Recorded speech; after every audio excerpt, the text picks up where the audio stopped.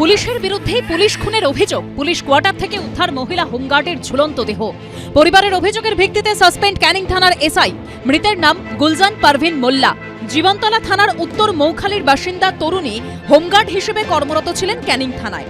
পরিবারের দাবি, তরুণীর সঙ্গে বিবাহ বহির্ভূত সম্পর্ক তৈরি করেন ওই থানারই এসআই সায়ন ভট্টাচার্য। বাড়িতেও আসা যাওয়া ছিল এসআই এর।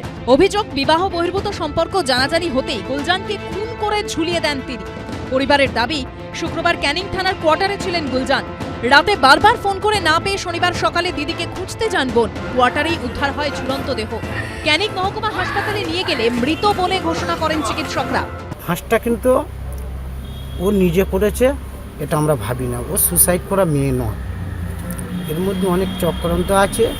সায়ন ভট্টাচার্যের সাথে আমার ভাইজির একটা সম্পর্ক ছিল। পরে শুনলাম তো ওর সাথে একটু ঝামেলা হয়েছে। আমার সম্ভাবনা ওই মেরে দিয়েছে আমার ভাইজিকে। আমরা চাইছি এবার দৃষ্টান্তমূলক শাস্তি হোক। রবিবার সকালে স্থানীয় বিধায়ক শওকত মোল্লার সঙ্গে দেখা করেন মৃতার পরিবারের লোকজন। বিবাহ বহির্ভূত সম্পর্কের জেরে তরুণীকে পরিকল্পিতভাবে খুন করা হয়েছে বলে অনুমান বিধায়কের। একে হয় গলা টিপে মারা হয়েছে কিংবা একে মেরে ঝুলিয়ে দেওয়া হয়েছে, কারণ এখানটা প্রেম ঘটিত কিছু বিষয় এসে যাচ্ছে।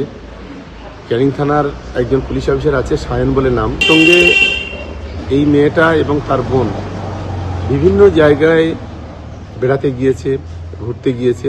সঠিক তদন্ত করে যে দোষী তাকে দৃষ্টান্তমূলক শাস্তির ব্যবস্থা করা, এটাই হচ্ছে আমাদের দাবি। এটা খুব ক্লিয়ার, এটা পরিকল্পিতভাবে খুন করা হয়েছে আমার যেটা মনে হচ্ছে।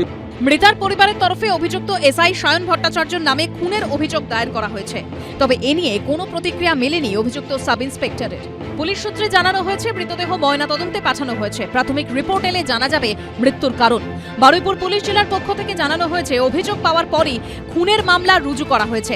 সাসপেন্ড করা হয়েছে অভিযুক্ত এসআই সায়ন ভট্টাচার্যকে। শুরু হয়েছে বিভাগীয় তদন্ত। শান্তনু নস্কর ও হিন্দলদের রিপোর্ট, এবিপি আনন্দ।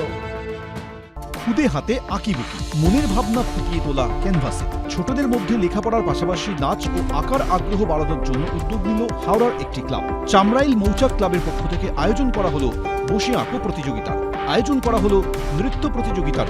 আমরা প্রায় 30 বছর ধরে এই প্রোগ্রাম করছি। এই অনুষ্ঠান এইভাবে মানুষকে উৎসাহিত করার জন্য আমরা মৌচাকের এলাকায় যারা আরো বিশেষ করে উদ্যোগী হয়, যার ফলে আমরা মৌচাকের এর সেন্টারও খুলেছি যে আরো ছেলেরা নৃত্যের মাধ্যমে সাংস্কৃতিক এটা যেন ছড়িয়ে দিতে পারে। এই অঞ্চলে এরকম কোনো সংস্থা নেই যে তারা এই সবগুলো করে। তো আমাদের মৌচাক ক্লাবে আমাদের বিভিন্ন বিভাগগুলো আছে, ঠিক আছে। বিভাগীয় যেমন নাচ, গান, ক্যারাটে, আবৃত্তি, লেখাপড়ার সঙ্গে এগুলো বিকাশ ঘটানোর দরকার আছে বাচ্চাদের। এদিন বসে আঁকো প্রতিযোগিতায় অংশগ্রহণ করে প্রায় 1200 প্রতিযোগী। নৃত্য প্রতিযোগিতায় অংশগ্রহণ করে প্রায় 500 কচিকাঁচা। হাওড়ার পাশাপাশি হুগলি থেকেও বহু প্রতিযোগী এখানে অংশগ্রহণ করে। সুনীত হালদার, এবিপি আনন্দ, হাওড়া। এবিপি আনন্দ, এগিয়ে থাকে, এগিয়ে রাখে।